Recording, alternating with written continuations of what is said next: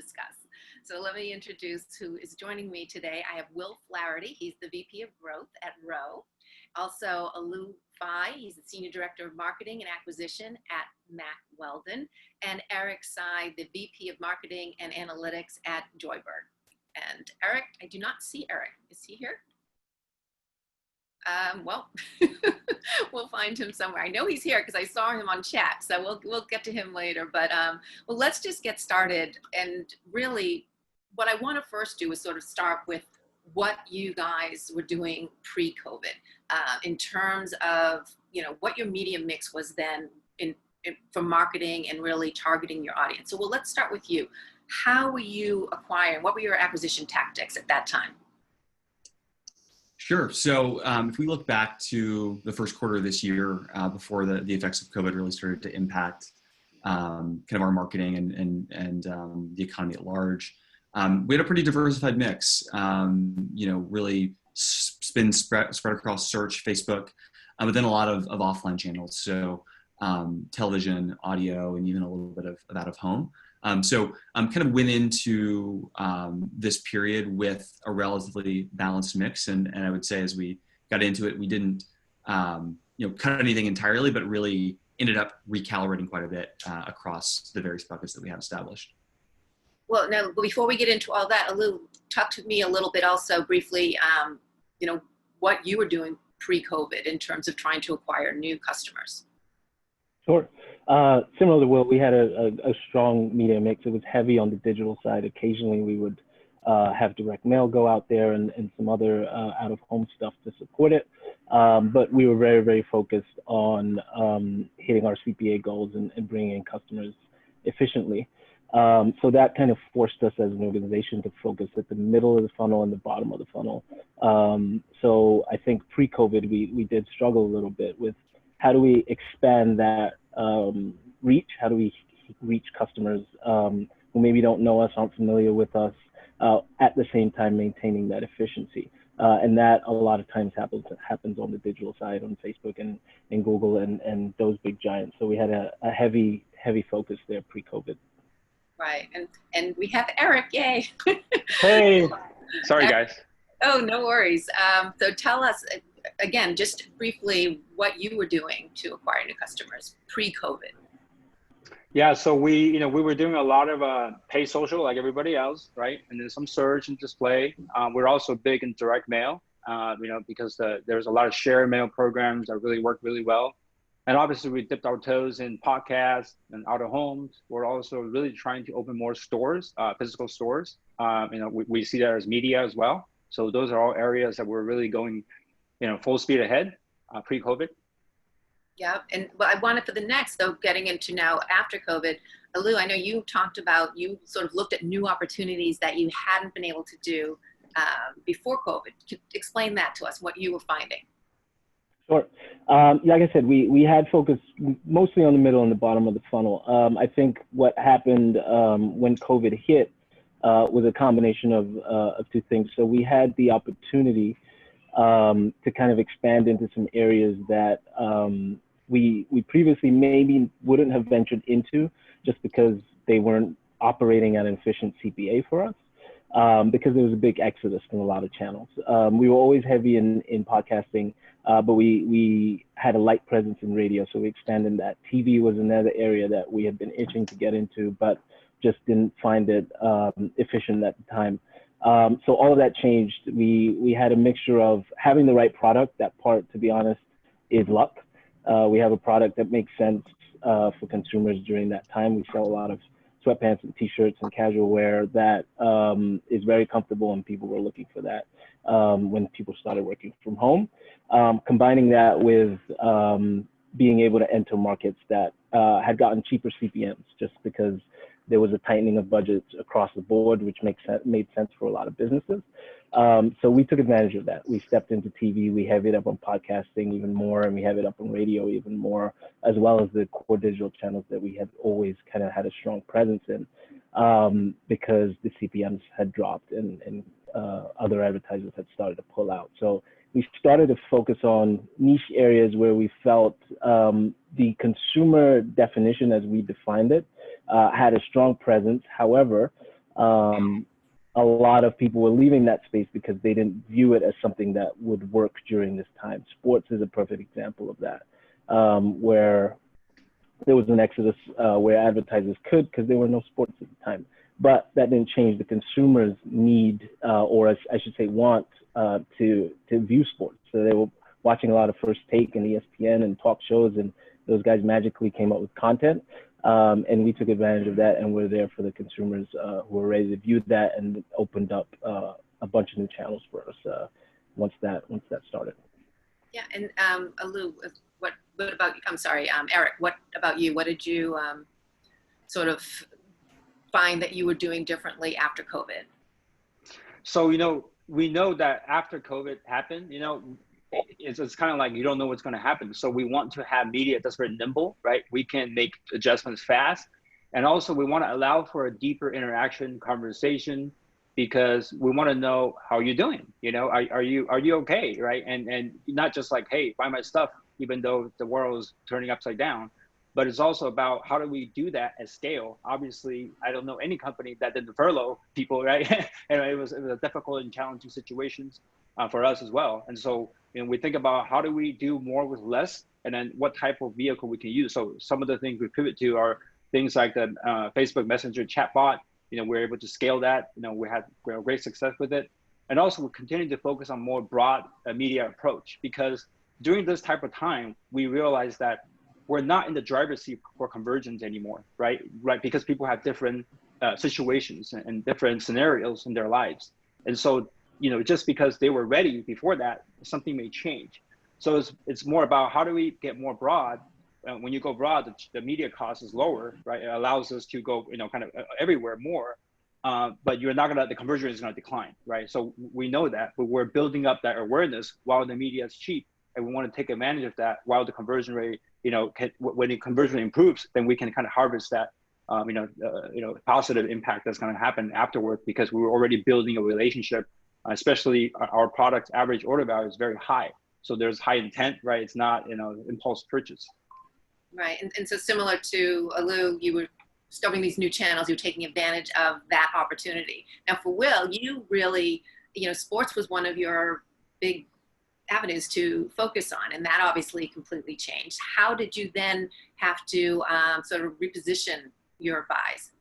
Right, no, it's a good call out. So live sports has been a really key component of our advertising strategy. Our primary brand, Roman, is a digital health clinic for men that kind of target core consumer as a man in his 40s or 50s who's watching live sports. So we've always found a lot of success in that content historically. We have a partnership with Major League Baseball and have really focused a lot on that sport. And so if you think about the period of March into April, kind of right when all the stay-at-home orders went into effect and events were canceled, you had the NCAA tournament in March, the start of the baseball season in April, the kind of conclusion of the NBA and NHL seasons leading into their playoffs. So there's a lot of media spin that we probably would have put towards sports that simply went off the books in that period, or it's been deferred now into this period as the sports are resuming. And so the first thought was, well, do we reallocate that money? How do we reallocate it? And really, when we thought about that, we just simply thought, where's behavior changing, right? Not just across television, but across all the different areas where we would have media investment, right? So in the case of TV, viewership on news networks went up 30-40%, and rates dropped 30-40%. So there's actually this like 60% delta where we could take advantage of higher viewership for less than we would have paid a couple weeks prior. And so we allocated more to news, and some of those dollars that would have gone to sports went there. We also even thought, was this an opportunity to test into new things? So the one sport that was running during the first kind of period of COVID was NASCAR. So they figured out a way to conduct their events in a safe way. So we actually took some of the media investment we probably would have put towards other sports in that March-April period. And we actually did a combination of both media investment. We actually sponsored a driver. So you can actually see this is the hood from the NASCAR car that we sponsored at the Coca-Cola 600 in May. And so, trying to take advantage of opportunities created by the dynamic that COVID created, but really with a mind towards making sure our dollars were following where eyeballs had moved. Well, and now, so when getting back to sort of trying these different channels, I mean, you found another live sport that you were you able to, like Eric and Alieu, find that other channel, or, you know, maybe do a wider net, as they say, in order to find out where your audience might be as well? So something you can consider moving forward? Sure. You know, I would say for the Roman brands, we operate multiple consumer brands at Row, and so Roman is one. So for the Roman brand, we already had a pretty mature mix. So we were, you know, had active investments across all different forms of audio, TV for many years at this point. So we didn't really have maybe a really big stone to unturned. It was more of how we reallocated. I would say though, for Rory, which is our women's digital health clinic, and we actually did launch TV for the first time for that business. We actually saw a really kind of just surprising macro increase in interest for some of the more aesthetic beauty products that we offered. So we offer a prescription therapy for eyelash growth, and just kind of seemingly out of nowhere saw a demand for those products really go up. And I think it starts to make sense. You realize as consumer behavior changes, many people would access that at a physical doctor's office, or more like a med spa type physical location. So a place that is a doctor's office, but it's more centered around aesthetic conditions, the place you might go to get a Botox injection or something along those lines. So with all of those facilities closed pretty much nationwide in April and May, there was all of a sudden this interest, and we saw it manifest in digital channels. It actually led our team to then go very quickly cut a new creative in-house, kind of using existing assets and animation. And we got that on TV in a matter of 2 to 3 weeks, and really kind of took advantage of really advantageous media rates in April and May, and really launched that brand on TV in the midst of all of this. Yeah, and I mean, I think with everyone, as much as you've had to adjust, it seems to be there's these silver linings. And Alieu, I want to go back to you when, you know, obviously finding these sports networks and being able to be a part of that. Their CPMs are lower, so it's a time you can afford to. But as we start to open back up, and, you know, we're starting with baseball season, and, you know, everything is hopefully going to continue going in that direction. So the prices are going to go back up. Are you going to be able to stay with any of what you've discovered during COVID? I think so. Only time will tell. But for right now, it seems like a very manageable program. All the new stuff that we launched, TV being the biggest one, because we did kind of build a cushion, and part of the plan is to kind of hit that upper funnel that we weren't hitting originally, and allow that time to mature so that it starts to flow into the middle and bottom of the funnel where we can convert. What we needed was to buy that time, right? So that requires some investment that takes a few months, in some cases much longer than that, to have that upper funnel develop enough where you start to reap the rewards. I think what this allowed us to do is speed up that process. So we've been able to kind of milk that upper funnel now faster than we normally would. And that has allowed us to operate at that upper funnel at an efficient pace. So I think we bought ourselves enough time in there to kind of take advantage of that momentum long term, so that we can continue to kind of see that trickle down to the middle of the bottom funnel and get enough volume there to kind of justify the spend that's happening in some of these new programs for us that haven't fully matured. So I'm confident that these are new programs that we've explored during this weird and strange time that will probably be a continuing part of our marketing mix.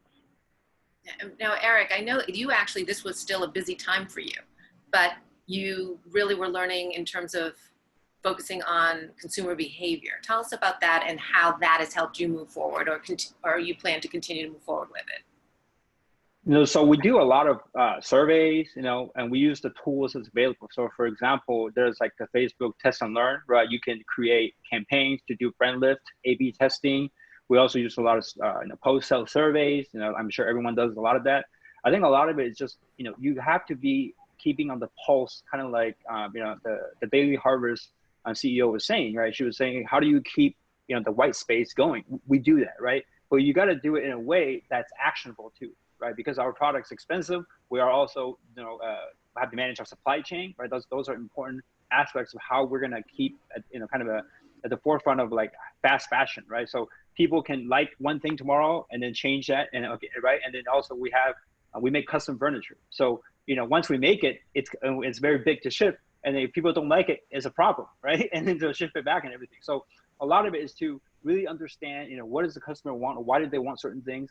But also now, because of the pandemic, we realized that, customers just like us, they understand that we're in pandemic. When it happened, we told them, hey, furniture are going to be delivered a little bit late. I'm sorry about that. And people are cool with it. They're okay with it. I mean, now they're asking for it, like, okay, we need it now because the pandemic seems to be over, right? but I think it's about like, hey, why are you doing the things you're doing besides what you're doing? And they also want to know how you're doing it.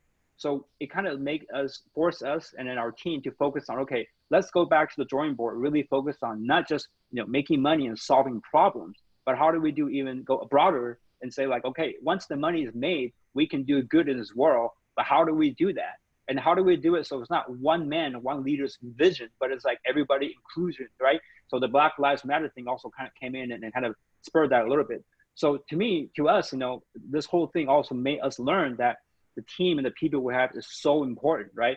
It's all about people, right? I heard this recently that, skills direct behavior from known situations.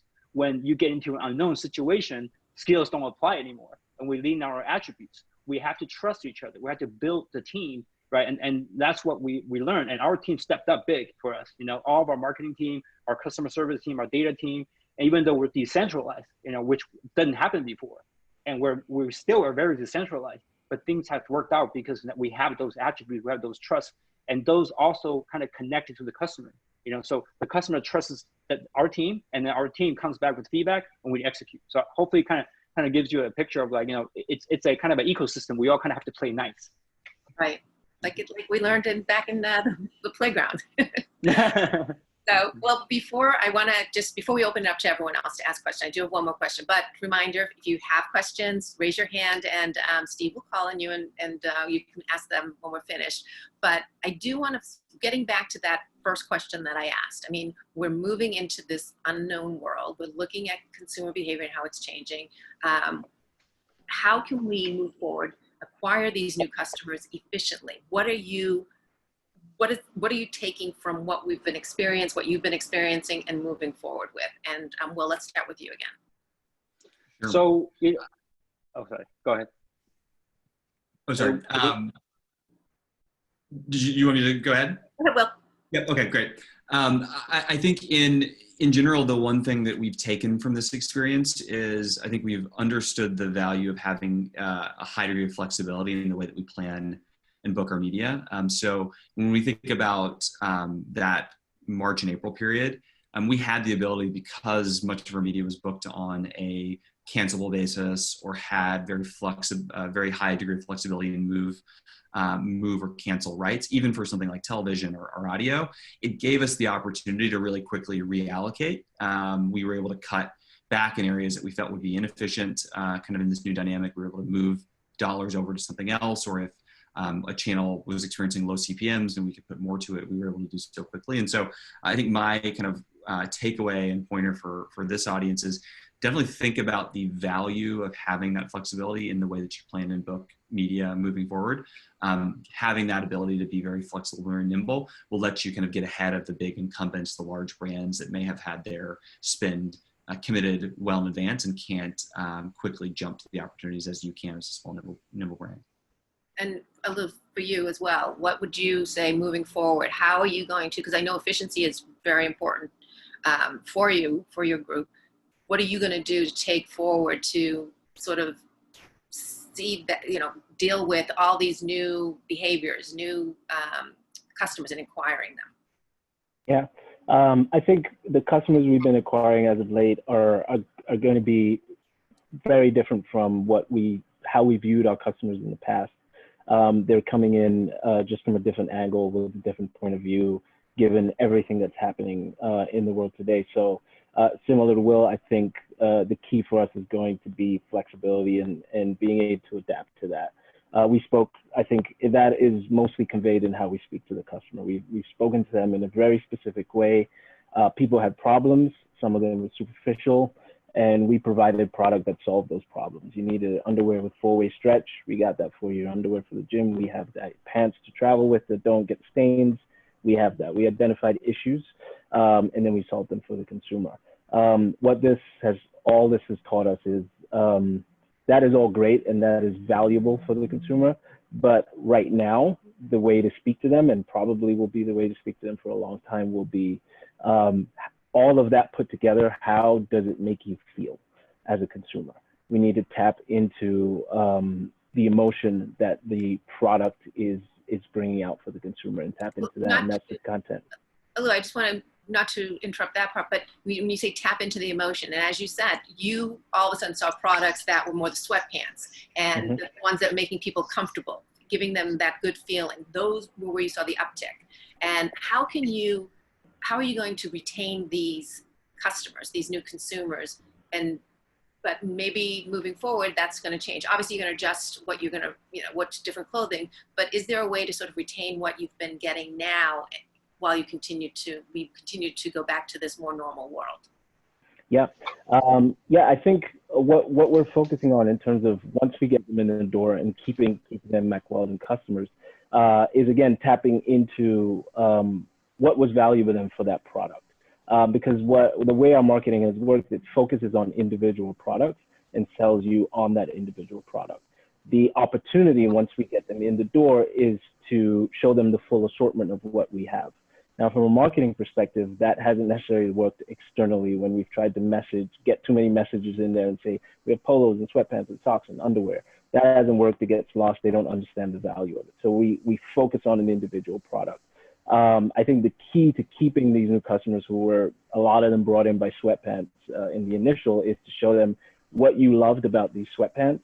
We also can provide you that same level of comfort, i.e. the feeling, in X, Y, and Z products. And here is our full assortment, and continue to hit that home as a retention tactic. So that's our strategy to maintain that, the volume that we've seen keep coming in after the new customers have placed their initial order.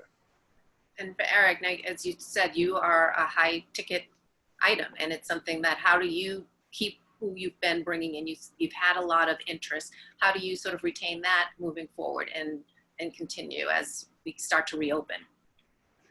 Yeah, so we're already very flexible in how we manage our media. So I think that the aspects of it is all about innovation. I think we always encourage our team, hey, 10% of your media, 10% of what you do should be things just completely off the wall, right? You should try things so that we know that it's not something everybody else is doing. Because eventually, we see design, right, brand, even direct-to-consumer brands are getting commoditized. You can see copycats coming out every single day. So the idea is that, okay, how do we not just do something different, but better? And so part of it is, now we're in this world virtual, like we're doing this virtual meeting right now. We're thinking about building virtual stores, and then you would have a discussion with me right here, but it's in a virtual store, but it's not a real store, right? And so these are the type of experiences we want to give people, kind of ways to think about it and go, okay, maybe we're going to give you a robot in our store. You can operate the robot and walk around the store and talk to people, but you're not there. Right. So these are the type of things that maybe it sounds crazy, but people are going to be like, you know what, this is crazy. I don't want to go outside. Maybe I'm going to try this. And the other thing is also, I think a lot of companies very, very much focus on the bottom line these days. I think those are important, but a lot of it is also understanding that, a lot of the innovation doesn't make money right away, and so it's something that we got to be smart about and say, if when you do the innovation, it makes money right away, everybody will be doing it already. And so part of it is understanding your risk assessment and also understanding the type of customers that you have. Sometimes you will be surprised if you give people the tools, they're going to be able to use it. So we're thinking about things like self-service, right? How do we solve some of these problems that people have? Because when you're buying expensive things, some people want to be serviced. Some people say, leave me alone, right? So how do we cater to these different type of customers and behavior, but also don't isolate them? I think that's an important thing. Okay, well, hopefully, Steve, do we have time for any questions? Actually, we are running quite long, and I do urge Will, Eric, and Alieu to come into the roundtables afterwards so people can engage them there, because I want to move everybody to the roundtable as quickly as we can, because that's really the heart of these summits. Thank you all. Thanks, Lisa. Thanks, guys. You guys were great. Thank you. Thank you all. Bye. Thank you, Lisa. And